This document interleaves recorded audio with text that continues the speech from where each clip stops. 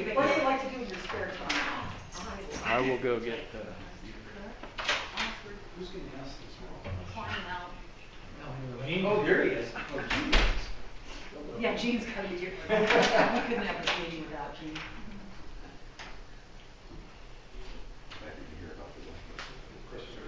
Can I close back? Yeah. That's fine. Keep them. I don't want to do that. Just my printer doesn't work anymore. There you go. So I don't leave anything out. I will let Professor Swede introduce you to the faculty. I would like to introduce, it's my great pleasure to do so, Steve Radcliffe, who is currently the music director and conductor of the Seattle Youth Symphony Orchestras. And I might add ABD in musicology from Brandeis University. He's going to be defending that this summer, I think. That's right.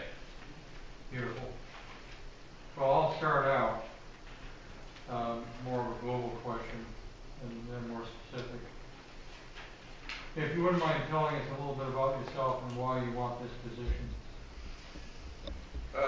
Well, as you mentioned, I'm the music director of the Seattle Youth Symphony, and I have been, for many years, moving towards academia, wanting to broaden my career from just conducting. I was music director of an orchestra in Iowa, professional orchestra, and after doing 10 years of that, I went back to Boston to go back to school, thinking that musicology and music history has always been something that I've been really interested in. My earliest performances were musicologically based with the New York Chamber Ensemble and some terrific programs in New York City.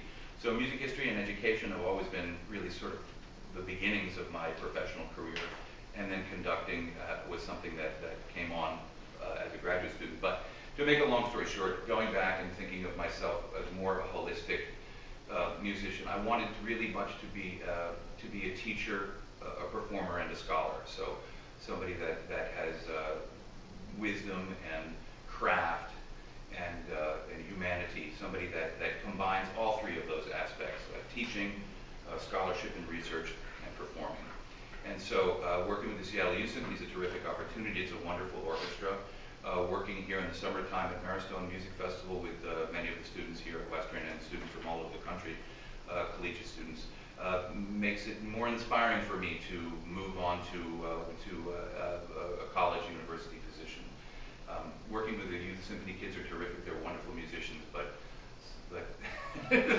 working with high school students is tough because sometimes they have to go and do the Duke Ellington concert this weekend, so I don't know if I have a trumpet section for my rehearsal. And hopefully the environment here at Western in a collegiate setting is a little bit more rigorous, and I would want to enforce have the capacity to enforce a greater attendance code and to work on an even higher level. You haven't had an opportunity yet to work with our symphony, but I'm going to skip that question and go more towards recruitment. How can we attract more music majors and A-level students? And how can we target needed areas like horn and basically woodwinds and brass with some degree of success? Do you have any ideas on that? Well, we do a lot of things in the Youth Symphony to going into middle schools to build up our horn enrollment, to going into middle schools to get cellists to switch to string bass. Recruiting, what's so funny? Yeah. No, sorry, I don't have here. Watching Yes. Exactly. You know, I got 24 cellos in my youth orchestra. I mean, that's like a fire code violation. But to answer the question, it's very interesting this year. We were down at the conference in Portland, Right. and Western had a terrific presence. There was a booth there. Central had a great. Eastern had a terrific presence. There was not a single word of the University of Washington in any publication, in any brochure, in anything that was going there. They didn't have a booth. UW was conspicuously absent. I don't know if you noticed that, but Yes, I did. Central played the Debussy La Mer. It was a lovely performance. The more activities that faculty can do to come down, I've been looking forward. Grant has come down a number of times, judged our concerto competition, works with our students in the summertime at Maristone. So more opportunities for faculty members from Western to come and do master classes for our students, to play for our students, to even even come down and just talk about the advantages of Western and the terrific faculty and activities that go on here. More outreach to the top players in the region. There are always going to be students that go to Juilliard and Eastman and so on. But I think that Western could and should have a stronger presence, even in my orchestra. The Central String Quartet comes and does a master class every year with our group, and I don't know, and I think that does mean that there are quite a few students that go to Central as opposed to Western, and I'm certainly open to having more Western involvement. In addition to doing that, I'm adjudicating in the state of Montana for their All-State. I do adjudications all over the region for high school orchestras, middle school orchestras. A presence from Western Washington University and the applied faculty, as well as the conductor. I think getting out into the community and working with public school teachers, having a great relationship with studio instructors, as I do in the whole Seattle area. Those are opportunities in which one can articulate the benefits of an education in Washington relative to some of the other options that students would have. Mr. Radcliffe, you know a little bit about Bellingham, having been here quite a bit in the summers. This is my last question, so I can allow my colleagues to speak. But how would we enhance our presence in this community and specifically tap donors? Mm-hmm. I don't know what the structure is of fundraising activities with regard to the School of the music department being able to raise funds directly. But I would be welcome to do anything that I can. I come to Rotary clubs here in Bellingham, even do presentations for Maristone. Have a presence in the community doing presentations about the program here for the summertime. It'd be great to do those as well. Meeting with people who are interested in it. Naturally, through Maristone, we've developed a group of donors and people for whom Maristone is very important. I think it would be nice to transfer some of that support to the University of Western Washington University as well. Sorry, to Western as well. And going out into the community, having the orchestra play in whatever opportunities may be afforded to do outreach concerts. Side-by-side concerts with high schools and outdoor concerts, any opportunity that is within the curriculum that's beneficial to the students to play in public and to get more visibility to the program, I think would be ways to cultivate support. Is it open to? Absolutely. Stephen, before, do you want us to go, should we go around and just say? We should introduce ourselves. Yeah, we usually do Oh, that. Okay. Let's see. Leslie Delper from Coral, Good. Carla Butchman, Low Brass, Music History. Gene Zorro, clarinet, woodwinds. Lisa McCarthy, good. David Feingold, guitar. Bruce Hamilton, comp theory, electro music. Roger Briggs, comp theory. Christopher Bianco, band. John Friesen, cello. Walt Schween, I'll be receiving a memo from the provost. Don't worry about it.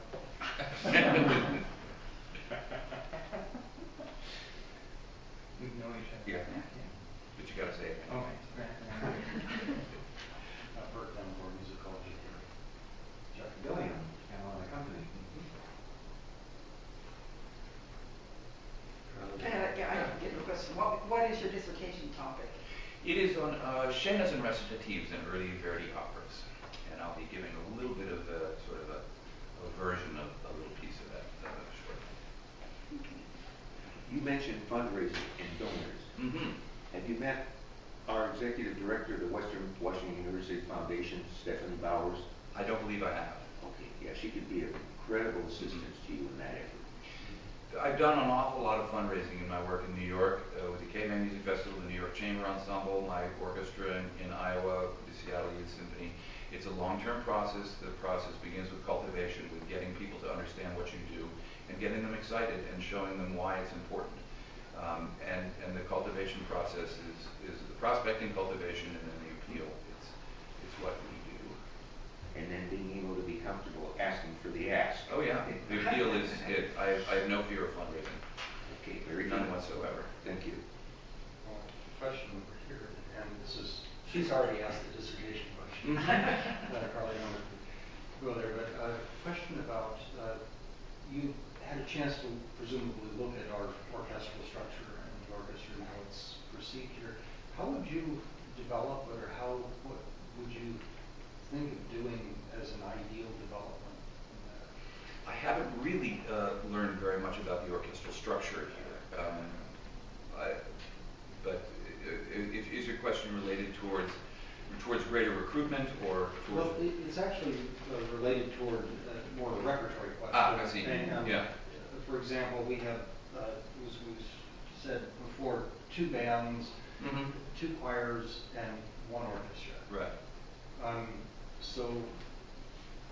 And often the orchestra has this issue of whether or not they can do the standard repertoire plus play for opera or not. So what are your feelings? I think opera is the standard repertoire. I mean, one of my proudest accomplishments is really developing a very copious portfolio for the youth symphony. My youth symphony kids do opera, they do Broadway musical theater, they're in the ballet pit with the Pacific Northwest Ballet. We do collaborations with local choruses, and we do great symphonic works. So, I mean, I think that developing the roundest and the richest curriculum, which includes new music, is the responsibility of any orchestra program. The students need to go into whatever level they're going to go into next, whether it's graduate school or professional careers with the broadest and most copious experience with the repertoire. And that should include early music too, which is something I'm not a specialist on, but you know, classical period instruments, demonstrations, and giving kids a chance to play on period bows and you know, learning about ornamentation and cadential style and things like that, to have, you know, maybe segments on those sections. So yeah, opera is important to me. While I was in Boston getting my PhD, I was also assistant conductor of the Boston America Opera, and had the opportunity to work. And then while I was also in Boston, I took a year off of my PhD program to be the director of orchestras and opera at the University of Massachusetts Amherst, where I conducted the opera scenes program, conducted the opera, and led the orchestra as well. So I'm sorry I didn't fill that in line.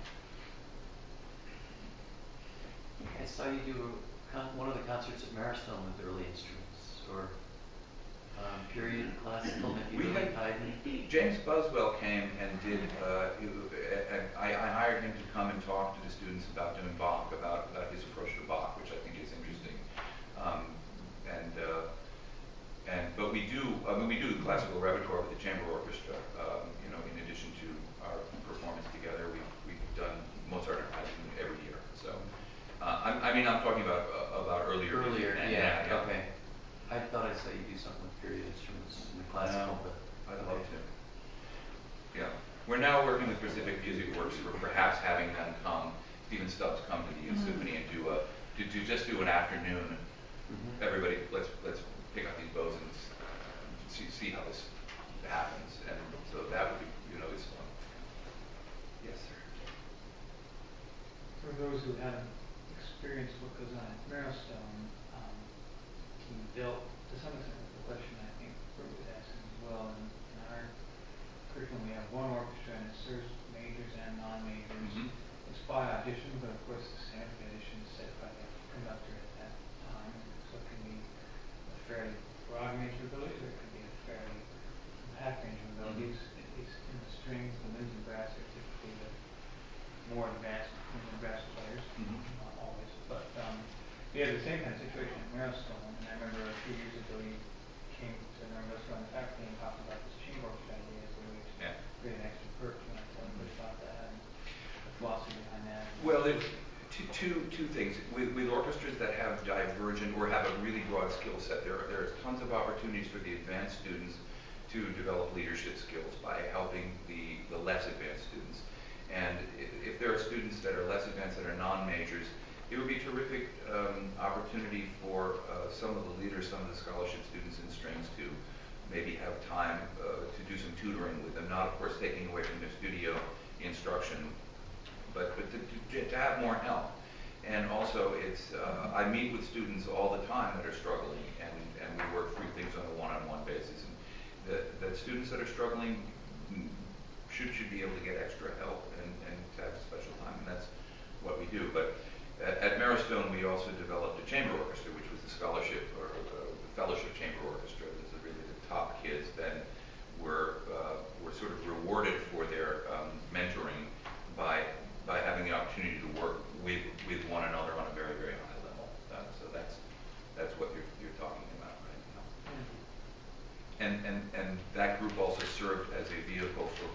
key to be performed by the faculty. So it's an opportunity for the faculty to work directly with the students and for the students to gain more experience in the concerto repertoire works that they're preparing. And John is doing Rococo this year. Is that what we decided? Yeah. So all of those cello students are working on that piece, and what a great opportunity to experience it from the orchestral side as well, because not just being the performance of the soloist chair.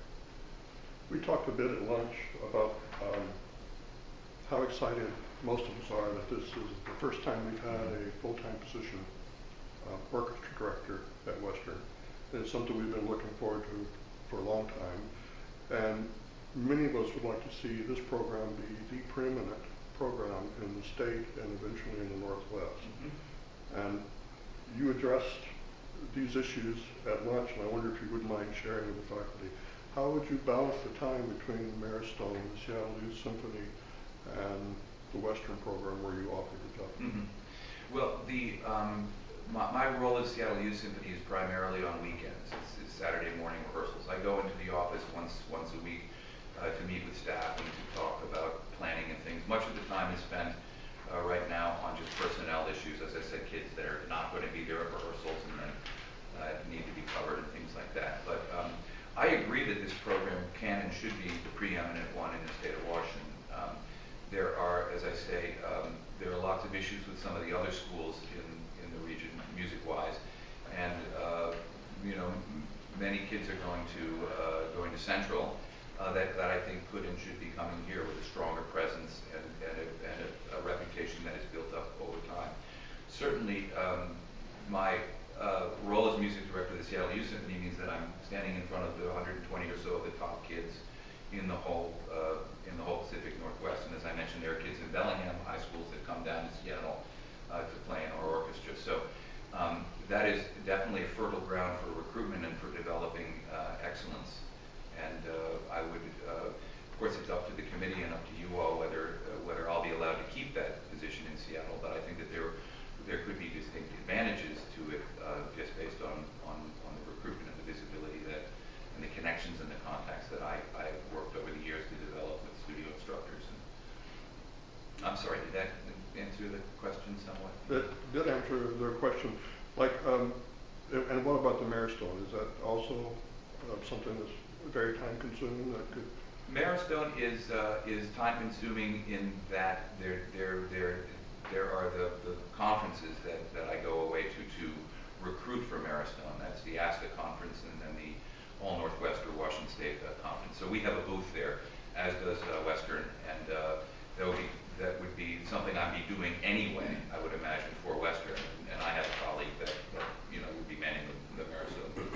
And Maristone is a wonderful opportunity for you all to meet 200 students every year that come to this fine facility, and it's crazy. It's a madhouse. It's a buzzing beehive of activity. But I think that more could be done by Western, by the faculty, by the department to try to get those kids to consider Western as an alternative for their education.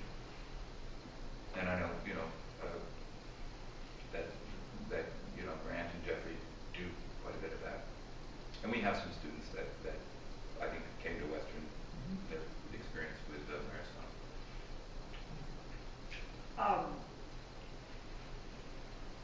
We have, because it has not been a full-time position, we've had affiliates do basically the orchestra. They come in 2 days a week. The person comes in 2 days a week and is not here. I don't know how to ask this, but will you be here more than that if you yeah. I would hope so. Good question, Carl. I guess I have a follow-up to that. Sort of, as you know, this position has an academic component, and so wondering what classes would excite you the most to teach. Well, as my degree is going to be in musicology, and I already have an MA in musicology. I got it in transit, so I'd be very excited about music history, about teaching music history on any level. And I'm also able to teach beginning level theory and ear training and things like that should the need arise. But generally, musicology is my specialty, and again, that was sort of the direction that I took some years ago. And if there's time, I'd like to some point tell you about some of the cool projects that I did as a young man with research and things like that in New York, and those were fun. Yeah. Just along those lines, though, do you want to tell everybody about the class that you envisioned that you might teach? You were talking to us at lunch about. Yeah, well, one of my interests is American musical theater and just the evolution of that from operetta to the Boulevards of Paris to to the early American musical theater. And we were talking about the soliloquy from Carousel, which I recognize or think is. I'd like to write a paper on it because I think it's it's like a grand aria, grand romantic aria that is very operatic and highly sectionalized, and the whole key of organization to it is really kind of interesting. And I think it was a seminal piece. And a course like that I think would be a lot of fun, and going on through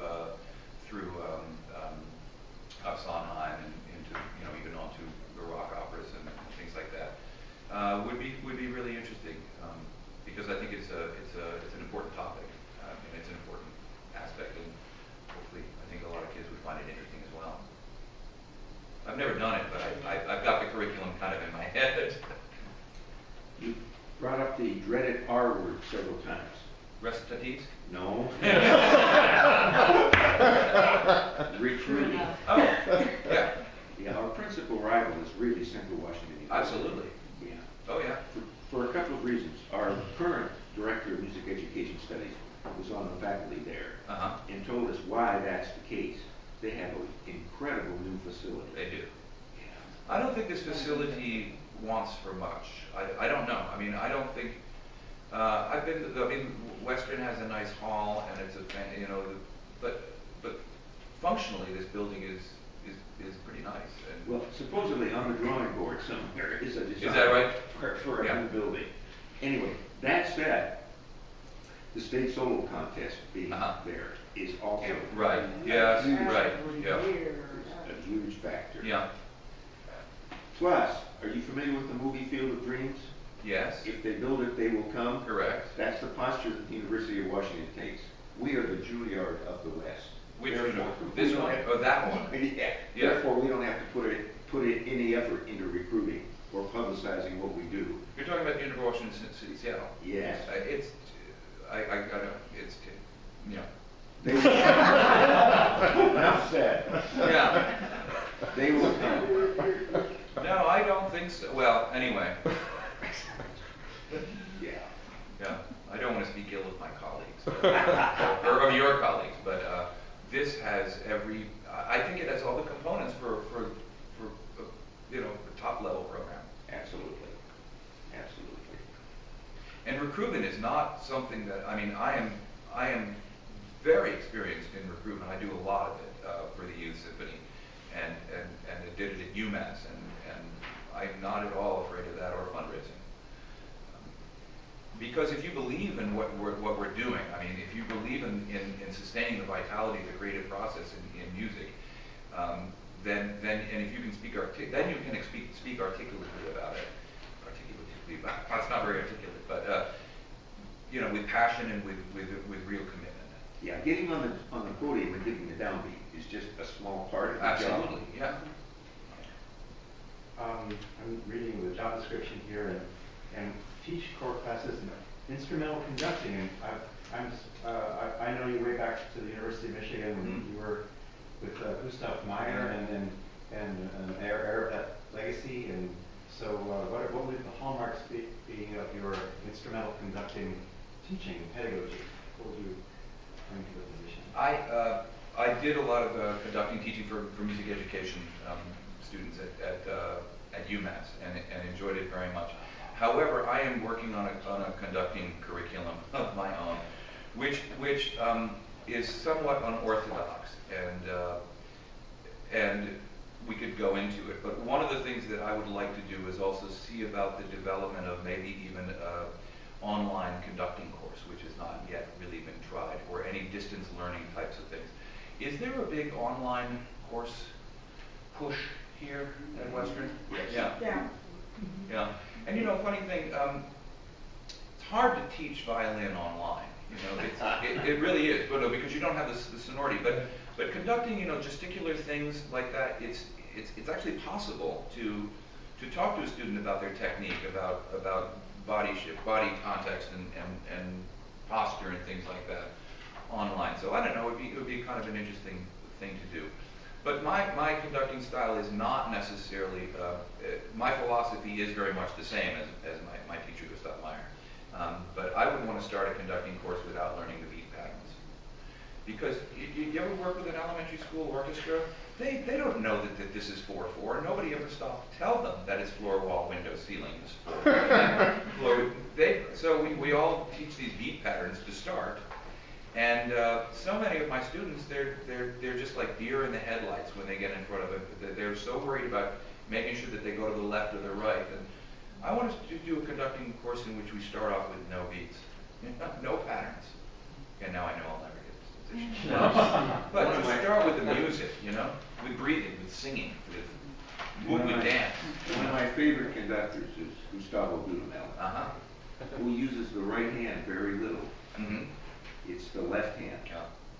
And I remember when I was teaching in the public schools, one of my colleagues would go, "Don't you know what that means?" Yeah. And the students would say, "No, I've been meaning to ask you." Exactly. Yeah, right. Yeah. If everybody's counting in the group, and that would be the assumption. Sure, right. So why do you need to show them the beginning of every beat? Exactly, the beginning of every bar. And then the questions is like, are you in 2 or are you in 4? That's one of my favorites as well. One quickie, you haven't worked with our orchestra yet, so it would be a little better if you had when I ask this question, but it's a time-honored problem. Now, our low brass want to play big pieces in the orchestra, and Sure. the violins can't do it. How to keep them, you may have that problem with the youth symphony too, which is gung-ho The low brass can't play the big pieces either. They think they can. Yeah, well, they want to. They want should. to, yeah. One of the things I did at UMass, which was wonderful, I had a orchestra repertoire for winds, brass, and percussion class. And this was outside of the contract. It was once a week we would get together, and anybody who wanted to come could come. And we would do Mahler 6's first movement in an hour. And from time to time, I had a pianist that would play the string parts. But we would just go over the tempo changes and work on intonation, pitch, breathing, posture, articulation in those big works. And we did Symphony Fantastique, which got some fun stuff. With Mahler symphonies, False Planets, pictures, a lot of those fun things. And that would be great. I mean, I would definitely do that on Tuesday evenings or something like that. And in addition, there's plenty of challenging music for brass players to play really well. And just because it's loud doesn't mean that it's good. If you're a brass player.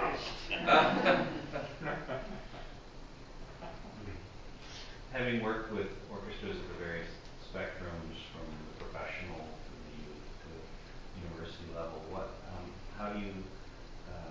what differences do you find in working maybe with a university group to some of those other different levels? And feel free to take this in any direction. Sure. Well, the younger the kid, the more they rush. My youth orchestra, they love to play fast. They love to play fast stuff really fast. They love to play fast stuff too fast. I think as students get older, they begin to hear 4-bar phrases. They begin to learn how to treat a phrase, how to treat a cadence, how to in the case of Tchaikovsky, when you stick the knife in, just twist it a little more, if you know what I mean. When you hear a 6/5, flat 6/5 appoggiatura or suspension like that sensibility of knowing to let it hurt just a little bit more. It's something that's kind of upper level thinking for high school students, but it's something that we can talk about in orchestra because it embodies the practical application of theoretical knowledge is what's exciting. And I think that the students come to the rehearsals and come to the repertoire with a sort of a different understanding that it's not just this is another piece, but it is Death and Transfiguration, which I've been listening to since I was in high school, or that maybe we played it at Allstate one year, or I didn't get to play at Allstate. So there are terrific repertoire pieces that they come to with a little bit more seriousness because they're music students and really have the time to listen to a recording to make a decision about how they're going to treat the clarinet solo or so on and so forth. So the practical aspects of just execution and ensemble, as well as some of those higher level musical thinking skills, are something that manifests itself more in an older orchestra. I did a community orchestra the past couple of years in Seattle, the Thalia Symphony Orchestra, and the adults were not as good as my students, but there were aspects of their playing that was superior. They were quicker to adjust intonation problems. They knew what wasn't right sooner.